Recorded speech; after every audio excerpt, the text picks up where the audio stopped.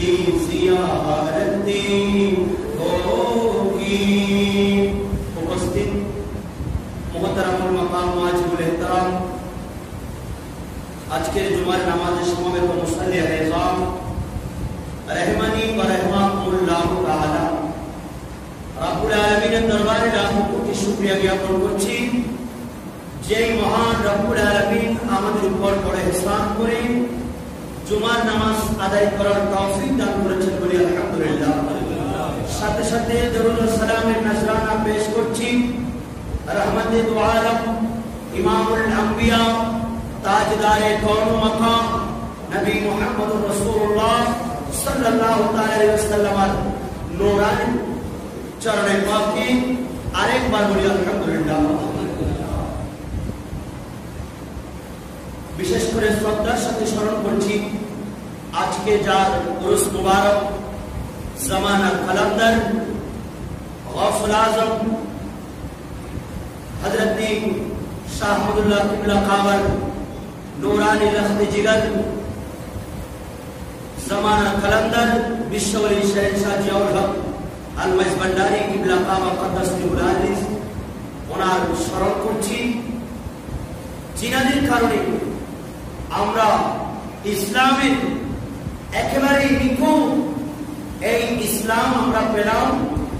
ওনাদের মধ্যে সবচেয়ে অবদান আমরা যারা পেয়েছি ওনারাই হচ্ছেন আল্লাহর ওলিরা। আমরা মানুষ হিসাবে আমরা এখন 5টা স্তর ভেদ করব। প্রথমে আমরা ছিলাম আলমে আরওয়াহের মধ্যে, রূহের জগতে, যেখানে শুধুমাত্র রূহ গুলি ছিল। আমাদের ভিতরে যে রূহটা আছে এই রূহটা আর কিছু ছিল না, দেখা একেবারেই ছিল না, শুধুমাত্র রূহ। এই রূহের একটা জগৎ ছিল, সেখানে আমরা কতদিন অবস্থান করেছিলাম এটা একমাত্র আল্লাহ রাসূল ভালো জানেন। সুবহানাল্লাহ।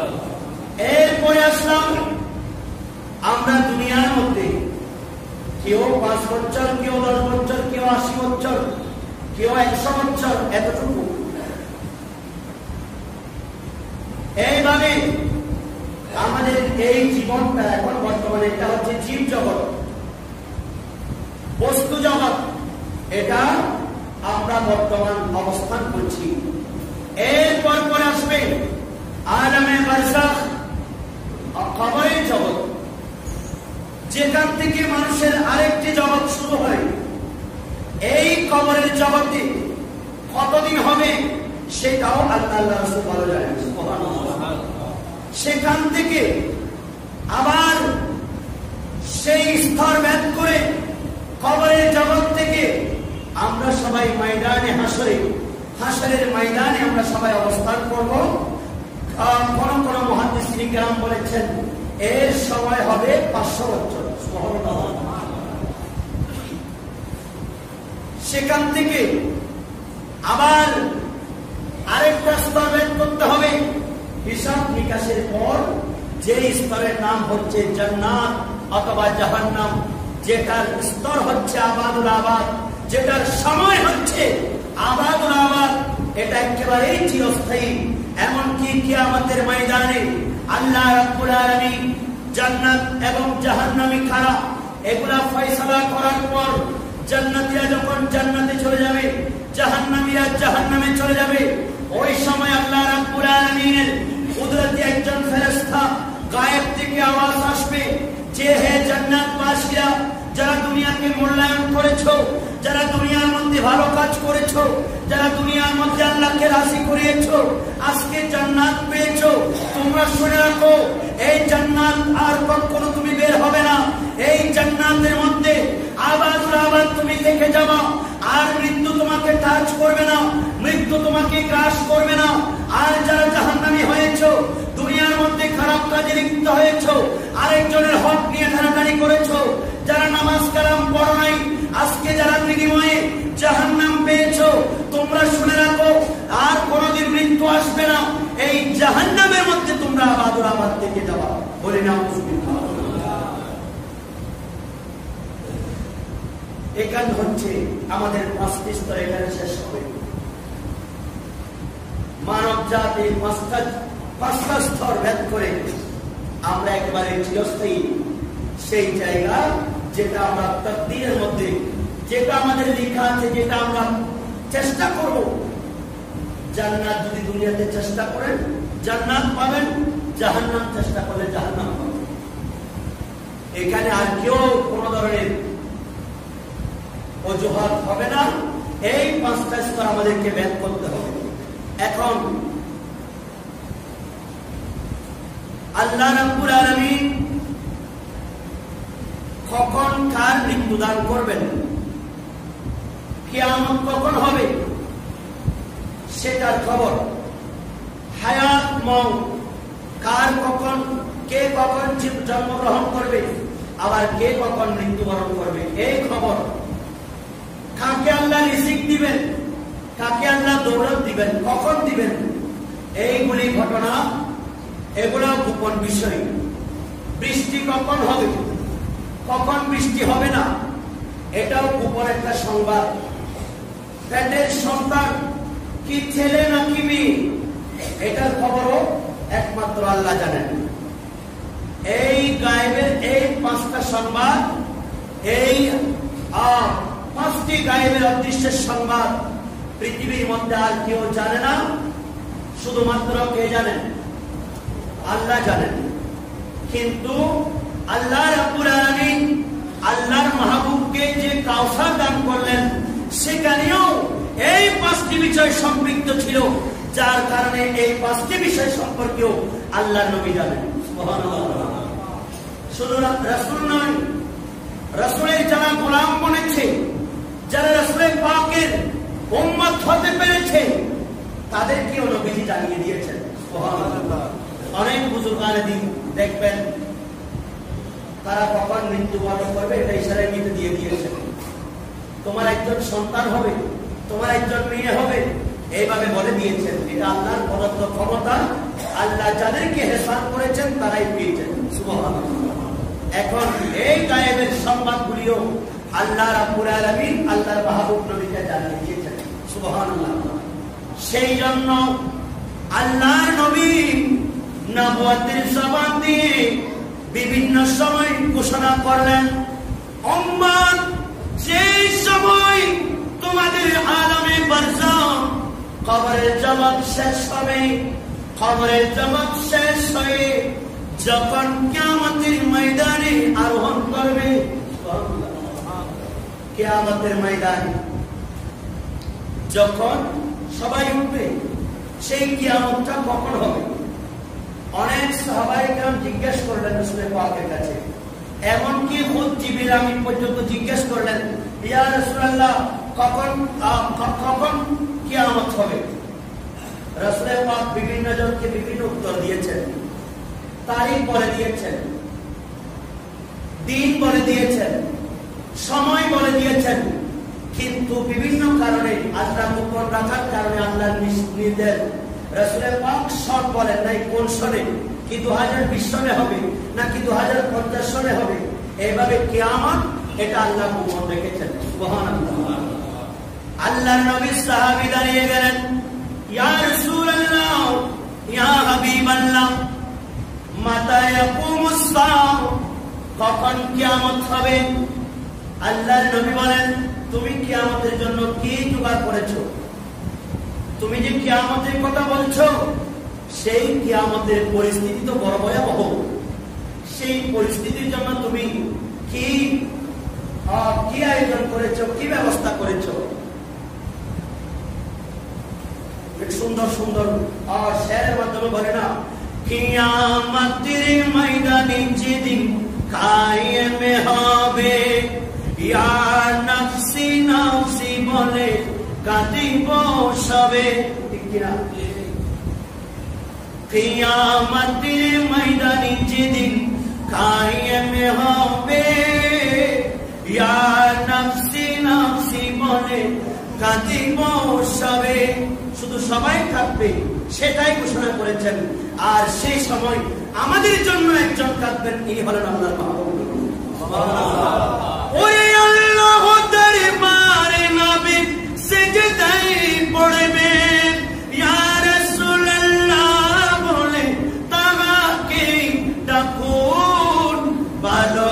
যতই বাঁচতে হয় নবীকে বাসো, নবী তারানে ওয়ালা, নবী বাঁচানে ওয়ালা। প্রাণের চেয়ে প্রিয় তাই নবীকে জানুন, ভালো যতই বাঁচতে হয় নবীকে বাসো।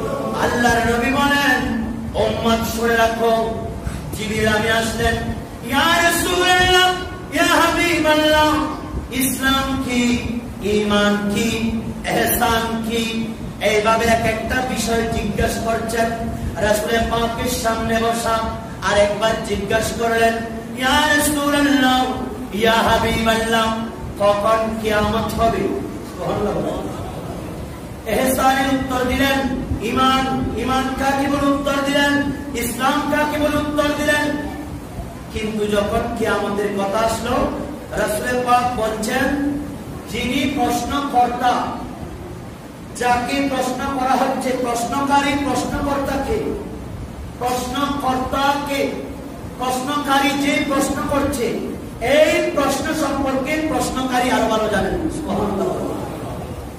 এই কিয়ামতটা কখন হবে এটা গোপন, এটা নিষেধ।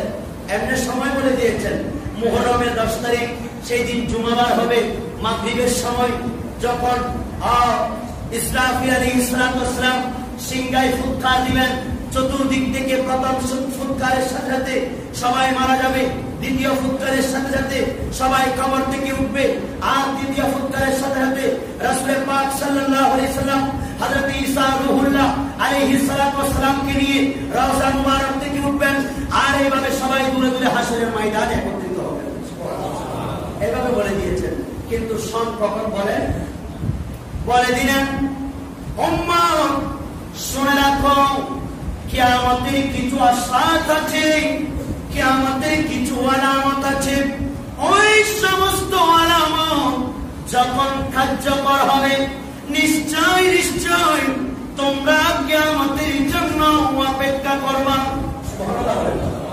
এইবার আসুন, আল্লাহর নবী নবুয়তের জবান দিয়ে ঘোষণা দিলেন, আন আনাস ইবনে মালিক রাদিয়াল্লাহু তাআলা قال سمعت رسول الله সবাই পড়ুন সাল্লাল্লাহু আলাইহি ওয়াসাল্লাম يقول ان من اشراط الساعه ان يرفع العلم। আল্লাহর নবী সাহাবী হযরত আনাস বিন মালিক রাদিয়াল্লাহু তাআলা উনি বলছেন, আল্লাহর নবী নবুয়তের জবান দিয়ে ঘোষণা করলেন, আমি নিজ কানে শুনেছি। আল্লাহর নবী বলেছেন, কিয়ামতের যে সমস্ত আলামত আছে, যে সমস্ত ছোট ছোট আলামত আছে, ওই সমস্ত আলামত হলো আইয়ুরফাল ইলম। আল্লাহ রাব্বুল আলামিন কোরআন হাদিসের ইলম তুলে দিবেন। এক নম্বর, বেকবজাতুল উলামা, আলেমদেরকে নিয়ে যাওয়ার মাধ্যমে আলেমগণ মৃত্যুবরণ করবে, যার কারণে আল্লাহ রাব্বুল আলামিন সঠিক ইসলামের জ্ঞান, কোরআনের জ্ঞান, হাদিসের জ্ঞান, ইলমে দ্বীন আল্লাহ উঠিয়ে ফেলবেন। এক নম্বর শর্ত, এক নম্বর আশরা, এক নম্বর চিহ্ন কিয়ামতের। আজকে দেখেন সবাই দুনিয়ার দিকে ঝুঁকে আছে, কিন্তু ধর্মীয় জ্ঞান, যে টাকা আপনি বাংলার জন্য, ইংলিশের জন্য খরচ করছেন, তার থেকে তার 100 ভাগের 1 ভাগ আপনি কি কোরআন হাদিসের জন্য আপনি ব্যয় করেছেন? এটা বলতে পারবেন? এভাবে উঠে যায়। কাল কিয়ামতের ময়দানে আপনার সন্তানরা আপনাকে ধরে ফেলবে, বলবেন, আব্বা জান আপনি কোথায় যাচ্ছেন? বলবেন, আমি জান্নাতে যাচ্ছি। কারণ কি? বলেন, আপনি আগে আমার প্রশ্নের উত্তর দেন, আপনি আমাকে কেন ধর্মীয় শিক্ষা দেন নাই? আমার বাবা আমাকে সেই শিক্ষা দেন নাই, কোরআন শিখান নাই, হাদিস শিখান নাই, নামাজ পড়ান নাই, যার কারণে আজকে আমি আমার পিতার কারণে আমি জাহান্নামে যাচ্ছি। আমি আপনাকে যেতে দিব না, এভাবে ধরে রাখবেন। সেজন্য এই কোরআন হাদিসের এবং আল্লাহ এভাবে তুলে নেবেন। দ্বিতীয় নম্বর, ওয়ায়ুকসারুল জাহালা, আর জাহেলিয়াত মূর্খতা অজ্ঞান, মূর্খতা বেড়ে যাবে, মূর্খ মানুষ রাজত্ব করবে, মূর্খ মানুষের সংখ্যা বেড়ে যাবে। ইলমে দ্বীন যাদের সিনা তারা মৃত্যুবরণ করবে, যাদের সিনায় পাকে আল্লাহ কোরআন হাদিস আমানত রাখলেন, ওই সমস্ত উলামা ইকরাম যখন চলে যাবেন, আর ওই সময় কতগুলা মূর্খ মানুষ যারা আলেম সেজে সেজে মসজিদের মিম্বরে দাঁড়িয়ে যাবেন, মাহফিলের ময়দানে দাঁড়িয়ে যাবেন, ঘরের মধ্যে, সমাজের মধ্যে, রাষ্ট্রের মধ্যে সরকারি করবে। যেই সমস্ত আলেম যাদের কাছে কোরআন হাদিসের জ্ঞান নাই, যার কারণে মানুষকে বিভ্রান্ত করবে বিভিন্ন গোমরাহি কথাবার্তার মাধ্যমে, আল্লাহ রাসূলের বিয়াদবির মাধ্যমে, কোরআন হাদিসের অপব্যাখ্যার কারণে তারা মানুষকে বিভ্রান্ত করবে। কখনো বলবে নবীজি আমাদের মতো, কখনো বলবেন মা খাদিজাতুল কুবরা রাদিয়াল্লাহু তাআলা ভার্জিন ছিলেন না, নাউজুবিল্লাহ। কখনো হযরত ফাতেমা নিয়ে কথা বলবেন, কখনো ইয়াজিদের পক্ষে কথা বলবেন, কখনো নারে ইসলামের বিরুদ্ধে কথা বলবেন। এইভাবে যে সমস্ত মূর্খ আলেম যাদের কাছে ধর্মীয় জ্ঞান নাই, এরা সমাজের রাজত্ব করবে, এদের দিকে মানুষ ঝুঁকে পড়বে। ওই সমস্ত মূর্খদের কারণে সবাই গোমরা হয়ে যাবে, নাউজুবিল্লাহ। দ্বিতীয় নাম্বার, ওয়ায়ুক্তারুজ জানা, রাস্তায় ঘাটে পার্কে বিভিন্ন জায়গায় ক্যাশরিতে, আজকে বিভিন্ন হোটেলের মধ্যে জেনাবে বিচার বেড়ে যাবে। একে একে চতুর্দিকে এমন ভাবে জেনা বেড়ে যাবে। আল্লাহর নবী বলেন, যখন জেনা বেড়ে যাবে, যখন ব্যভিচার বেড়ে যাবে, তখন তোমরা কিয়ামতের জন্য অপেক্ষা করো। তৃতীয় নাম্বার, চতুর্থ নাম্বার, ওয়ায়ুক্তারুশ শুরব, আর মানুষ মুসলমান হোক, অমুসলিম হোক, মুসলমান হোক, আরেকজনের পাল্লায় পড়ে মানুষ মদ পান করবে। কি পান করবে? এমন মানুষ অনেক আছে না? আমাদের ওইদিকেও আছে। 3 জন মারা গেছে, নাউজুবিল্লাহ বলেন। 3 জন মানুষ জাহান্নামী। একসাথে রাতের 12টায়, 1টায়, 2টায় মদ খেয়ে গাড়ি নিয়ে যখন রাস্তায় একেবারে 3 জন এক জায়গায় চলে গেছে, এদেরকে আপনি জান্নাতি বলতে পারবেন? অনেক মুসলমান সাবধান, ইসলামী শরীয়তের ফয়সালা। আপনার একজন উস্তাদ, উনি বিধর্মী, আপনার একজন শিক্ষক বিধর্মী, যাচ্ছেন হাতের মধ্যে জিনিসপত্র নিয়ে পূজা মণ্ডপে যাচ্ছেন, কিন্তু উনি আপনাকে পড়িয়েছেন, এত ভারী ওজন নিয়েছেন যার কারণে উনি নিতে পারছেন না। আপনি বলছেন উনি তো আমাকে পড়িয়েছেন, উনি যেখানে যান, কিন্তু আমি ওনাকে একটু সহানুভূতি দেখাই, ওনাকে আমি একটু এগুলো একটু তাকে ওনাকে নিয়ে দিই। এইভাবে নিয়ে যাওয়া পর্যন্ত শিরক। এইভাবে আপনি পূজার মধ্যে সহযোগিতা করলেন, এটাও আপনি মুশরিক হয়ে গেলেন। তাহলে যেখানে এত বড় অবস্থা হয়, সামান্য একটু জিনিস নিয়ে যাওয়ার কারণে আজকে আমাদের অনেক মুসলমান দুর্গা পূজায় গিয়ে নাচছে না, তাদের সাথে সাথে মিলে মিলে। তাদেরকে কোনোদিন কোরবানির সময় আপনি দাওয়াত দিয়ে আনতে পেরেছেন? আপনি কি তাদেরকে কখনো আপনাদের ধর্মীয় উৎসব ঈদের মধ্যে আনতে পেরেছেন? সাবধান, ঈমান কিভাবে হারিয়ে ফেলবেন এই জামানায়, বড় ফিতনার যুগ। কিভাবে আপনার ঈমান চলে গেছে, আপনি কখন মুশরিক হয়ে গেছেন আপনি নিজেও জানবেন না। সাবধান। আল্লাহর নবী বলেন কিয়ামতের অপেক্ষা করো। আল্লাহর নবী বলেন ওয়ায়াকিল্লুল রিজাল ওয়ায়াকসুরুন নিসা, আর পৃথিবীর মধ্যে পুরুষের সংখ্যা কমে যাবে, মেয়েদের সংখ্যা বৃদ্ধি পাবে, এতই বেশি বৃদ্ধি পাবে। আল্লাহর নবী বলেন হাত্তা ইয়াকুনা লিখামসিনা ইমরাতুন আল কাইয়িমুল ওয়াহিদু। আল্লাহর নবী বলেন এমন ভাবে বৃদ্ধি পাবে মেয়েদের সংখ্যা যে 50 জন মেয়ের একজন নেতৃত্ব প্রদান করবে, অর্থাৎ 50 জন মেয়েকে দায়িত্ব দিবেন, পরিচালনা করবেন একজন মাত্র পুরুষ। রাসূল পাক বললেন তখন কিয়ামতের অপেক্ষা করো, তোমাদের উপর কিয়ামত একেবারে সন্নিকট। এগুলা হচ্ছে কিয়ামতের আলামত। আরো কতগুলো আছে। আল্লাহর নবী বলেন, আন আনাস ইবনে মালিক রাদিয়াল্লাহু তাআলা قال قال رسول الله صلى الله عليه وسلم لا تقوم الساعة কিয়ামত সংঘটিত হবে না হাত্তা ইয়াতাকারাব আয-জামান, যতক্ষণ জামান কাল একেবারে ছোট হয়ে যাবে না। আচ্ছা, যে শব্দগুলো আমরা এখন পড়লাম, যেগুলো কিয়ামতের আলামত, এগুলো এখন বিদ্যমান আছে কিনা?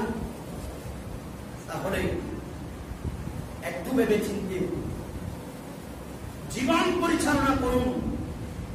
রাসূল পাক বলছেন কিয়ামত সংঘটিত হবে না ততক্ষণ যতক্ষণ পর্যন্ত একেবারে জামানাটা কালটা খুব ছোট হয়ে যাবে। অর্থাৎ ফাতাকুনা সাআতু কাশহারি ফাতাকুনা সানাতু কাশহারি, পুরো একটা বছর আপনার অতিবাহিত যেই সময় লাগে, কিন্তু এটা মনে হবে আপনার এক মাসের মতো। সেই দিন ঈদ করলাম, গত বছর ঈদ করলাম, আর একেবারে সংকীর্ণ হয়ে গেছে সময়টা। রাসূল পাক বলেন পুরো এক বছর তোমার এক মাসের মতো লাগবে। ওয়াশহারু কাল জুমাতি, আর মাস সপ্তাহের মতো লাগবে। ওয়াতাকুনাল জুমাতু কাল ইয়াউমি, আর এক সপ্তাহ লাগবে একদিনের মতো। ওয়ায়াকুনাল ইয়াউমা কাসাতি, আর একদিন লাগবে এক ঘন্টার মতো। ওয়াসাতু আয-যারবাতু আদ-দারমাতু বিন-নার, আগুন জ্বালালে যে সময় মানুষ তো আগুন জ্বালায় কিছুক্ষণের জন্য, রান্না বান্না করা হয়, এই পুরা দিনটা লাগবে আগুন জ্বালানোর মতো। যখন এই সময় তোমরা এসে যাবে তখন মনে করবা কিয়ামত অতি নিকটে চলে আসছে। এখানে আসলে জামান দ্বারা জামান উদ্দেশ্য না, এখানে উদ্দেশ্য হলো অর্থাৎ ফিতনা ফাসাদ। দুনিয়ার মধ্যে ফিতনা ফাসাদ এতই বেশি বৃদ্ধি পাবে, সকালে ঈমান নিয়ে গেছেন, বিকালে আসার সময় ঈমান হারা হয়ে ঘুরবে, এটাই বুঝতে চেয়েছিলেন। আল্লাহর নবী বলেন এবার আর রাসূল পাক সাল্লাল্লাহু আলাইহি ওয়াসাল্লাম কিয়ামতের আরো কিছু আলামত হযরত আবু হুরায়রা রাদিয়াল্লাহু তাআলা ওনার কাছ থেকে বয়ান, আল্লাহর নবী নবুয়তের জবান দিয়ে ঘোষণা করলেন, ইযা উত্তুখিযা আলফাই দাওলান। এটা নিয়ে হয়তো অনেকে, আমি রাসূল পাকের হাদিস বলছি, কেউ আমার উদ্দেশ্য না, যারা রাষ্ট্রীয় সম্পদকে যারা নিজেদের সম্পদ মনে করে খেয়ে ফেলবে, দিয়েছেন রাষ্ট্রের উন্নয়নের জন্য, দিয়েছেন রাষ্ট্রের জন্য, কিন্তু নিজের সম্পদ করে দুর্নীতি করে এগুলা খেয়ে ফেলবে। রাসূল পাক বলেন তোমরা কি আমাদের জন্য অবস্থান করো। দ্বিতীয় নম্বর, ওয়াল আমানাতু মাগনামান, যখন মানুষের কাছে আমানত রাখা হবে, তার একজন ভাইয়ের কিছু জায়গা আরেক ভাইয়ের কাছে আমানত আছে, এক ভাইয়ের কিছু টাকা পয়সা আরেক ভাইয়ের কাছে আমানত, একজনের কিছু সম্পদ আরেকজনের কাছে আমানত, একজনের প্রতিবেশী আরেকজনের প্রতিবেশীর কাছে আমানত। এইভাবে যারা আমানত রাখলো, আমানত রাখার পর ওই আমানতকে যেই ব্যক্তি আমানতদার, সেই এটাকে গনিমতের মাল মনে করলো। গনিমতের মাল হলো যুদ্ধের মধ্যে যেগুলা জয়লাভ করে পাবে, এগুলা নিজের মাল। তো আরেকজনের আমানতকৃত এই সম্পদ গুলাকে নিজের মাল মনে করে খুশি হয়ে যাবে, এগুলাকে জুলুম করে নিয়ে ফেলবে। রাসূল পাক বলেছেন তোমরা কিয়ামতের জন্য অপেক্ষা করো, ইন্তাজিরিস সাআ, কিয়ামতের জন্য অপেক্ষা করো। আল্লাহর নবী বলেন ওয়াস-যাকাতু মাগরামান, আর মানুষ যাকাত দিবে ইবাদত হিসাবে নয়, মানুষ যাকাত দিবে জরিমানা হিসাবে। অর্থাৎ আমাকে আল্লাহর সম্পদ দিয়েছেন, এই সম্পদ থেকে আমি যদি একটা অংশ আল্লাহর রাস্তায় না দিই আমার সম্পদ ধ্বংস হয়ে যাবে, এগুলার জরিমানা হিসাবে দিবে। কিন্তু মানুষ এগুলোকে ইবাদত হিসাবে দিবে না। এখন বর্তমানে ব্যবস্থা যাকাত দিচ্ছে 5টা শাড়ি 10টা শাড়ির জন্য 50,000 মানুষ লাইন করে মানুষ মেরে ফেলছে। ওই ধরনের যাকাতগুলো হচ্ছে এগুলো লৌকিকতা। রাসূল পাক আগেই নবুয়তের জবান দিয়ে ঘোষণা করে দিয়েছেন, খবরদার এই সময় যখন পাবে তোমরা চিন্তা করবে এখানে কিয়ামত একেবারে সঙ্গী করো।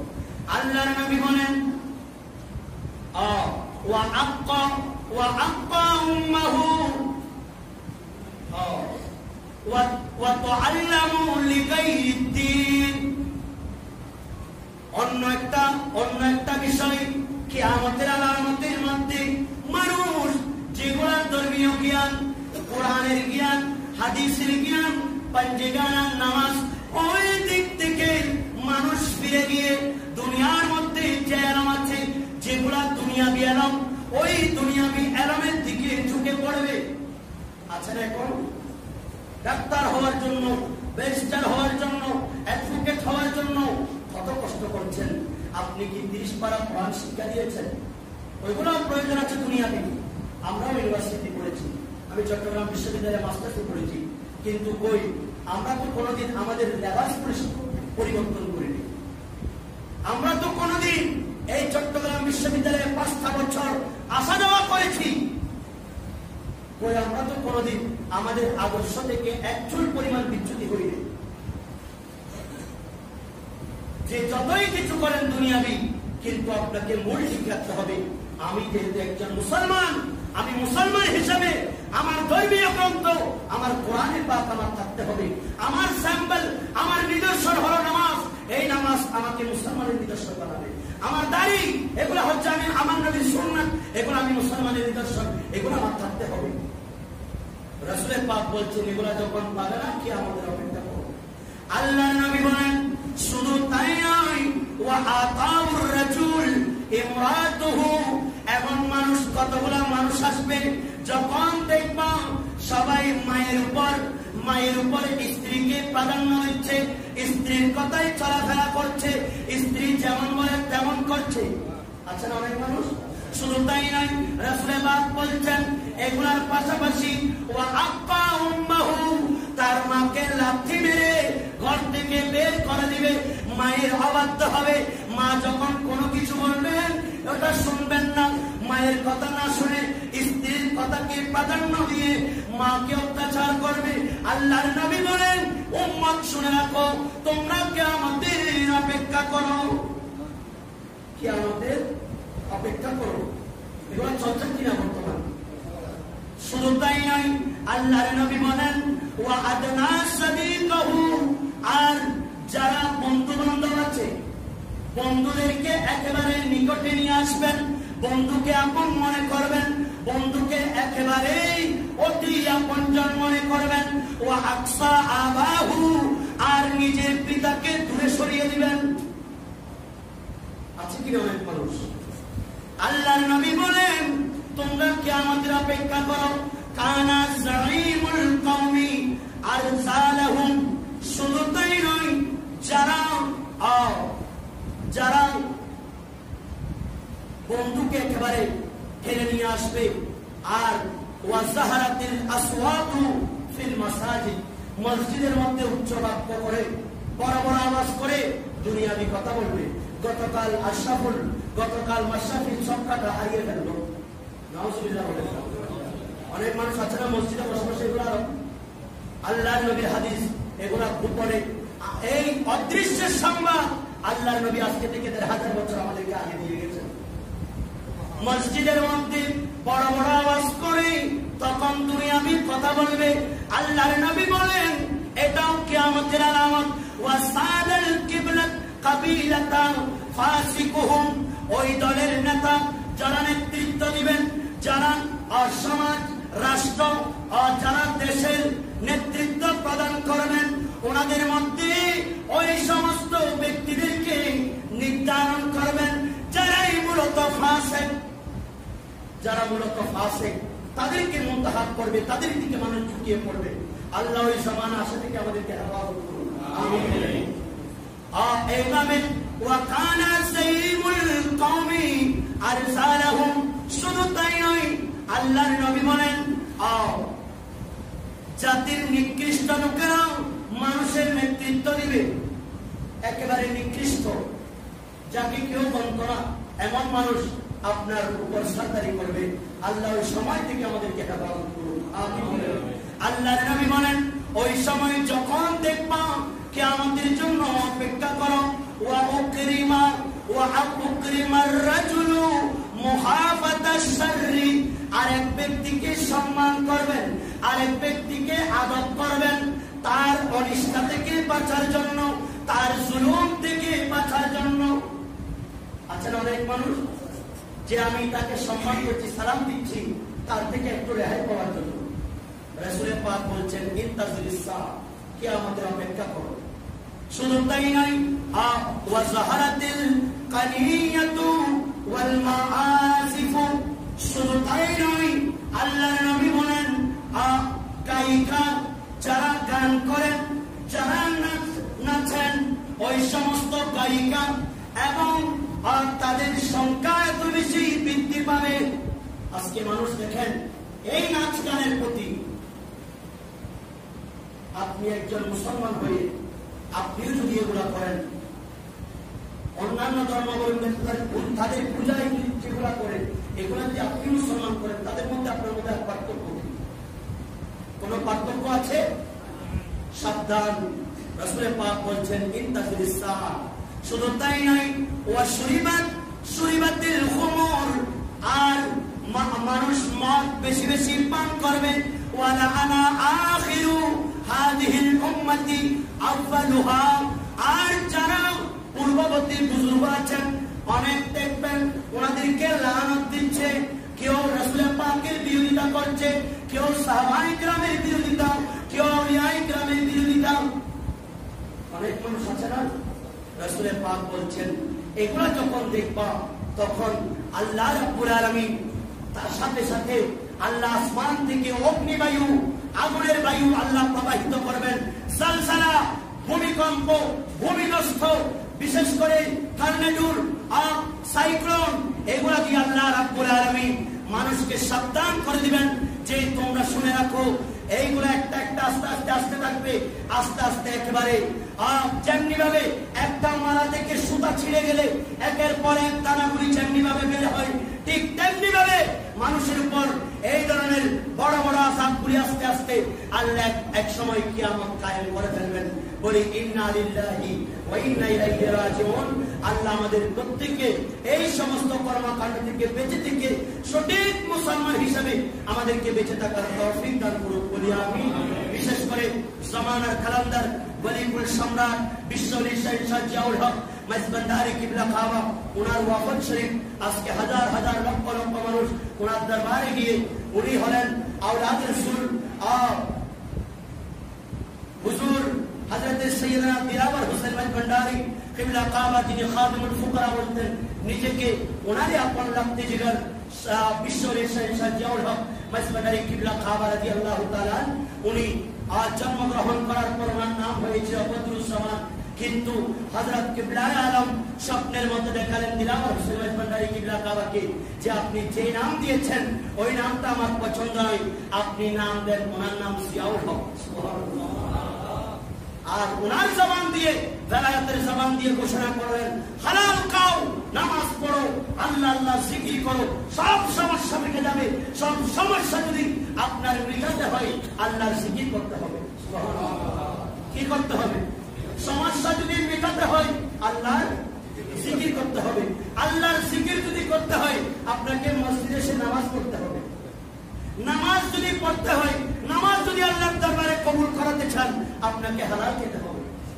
সেই জন্য শাইখ সাহেব গৌসে ভান্ডারী বিশ্বহরি শাইখ জিয়াউল হক মাইজবান্ডারি কিবলা কাবা কুদ্দাসির রুহুল আজিজ, উনি বলেছেন যে হালাল খাও, নামাজ পড়ো, আল্লাহ আল্লাহ জিকির করো, সব সমস্যা মিটে যাবে। আল্লাহ ওই বেলায়েতের সম্রাট, আল্লাহর মহান ওলির ফয়ুজাত আমাদেরকে নসিব করুক, আমিন। এই সমস্ত কিয়ামতের আলামতগুলি আমাদেরকে নির্ভর করে আমাদেরকে সত্যিকারের খালেস মুসলমান হিসেবে আমাদেরকে আল্লাহ জীবন যাপন করার তৌফিক দান করুক, আমিন। বিশেষ করে আমি অনুরোধ জানাচ্ছি, এই সমস্ত বিষয়গুলির প্রতি আপনারা খেয়াল করে নিজেকে সত্যিকারের মুসলমান হিসাবে, বিশেষ করে অন্যান্য কর্মকাণ্ড, যেগুলা ইহুদিদের তাসবিহ, যেগুলা খ্রিস্টানদের তাসবিহ, যেগুলা সনাতনীদের তাদের দৃষ্টিভঙ্গি, তাদের কর্মকাণ্ড, ওইগুলা থেকে আমরা মুসলমানরা একেবারেই মা। আল্লাহ শুধুমাত্র একটা ধর্ম নির্ধারণ করেছেন, ইন্নাদ দীনা ইনদাল্লাহিল ইসলাম। পৃথিবীর মধ্যে আর কোনো ধর্ম না। আমি ধর্ম নিয়ে লেখাপড়া করেছি, বিশ্ববিদ্যালয়ে 100 নম্বর ওঠার উপর আছে। বিভিন্ন ধরনের কনফুসিয়াস, বিশেষ করে সনাতনী, খ্রিস্টান, ইহুদি আর দেওবাদ, এভাবে কতগুলো এগুলো হচ্ছে মতবাদ। সেজন্য আমাদের একমাত্র ইসলাম ধর্ম, আমরা আল্লাহর মনোনীত ধর্ম, যিনি আমাদেরকে সৃষ্টি করেছেন, উনি সার্টিফাই করে দিয়েছেন ইন্নাদ দীনা ইনদাল্লাহিল ইসলাম। ইসলাম হচ্ছে একমাত্র মূলনীতির ধর্ম। সেই জন্য আমি আপনাদেরকে অনুরোধ জানাচ্ছি, ফামান ইয়ামাল মিসকালা যারাতিন শাররান ইয়ারা ওয়া ফামান ইয়ামাল মিসকালা যারাতিন খায়রান ইয়ারা, ফামান ইয়ামাল মিসকালা যারাতিন খায়রান ইয়ারা ওয়া মান ইয়ামাল মিসকালা যারাতিন শাররান ইয়ারা। এইভাবে যারা যারা পরিমাণ ভালো কাজ করবেন, সেই ভালো কাজের সওয়াব কিয়ামতের ময়দানে আপনার পক্ষে সাক্ষী দিবে। আর যদি আপনি যারা পরিমাণ খারাপ কাজ করেন, সেটা আপনার বিপক্ষে সাক্ষী দিবে। আল্লাহ আমাদের প্রত্যেককে হেফাজত করুক, আমিন। ওয়া আখিরু দাওয়ানা আলহামদুলিল্লাহি রাব্বিল আলামিন।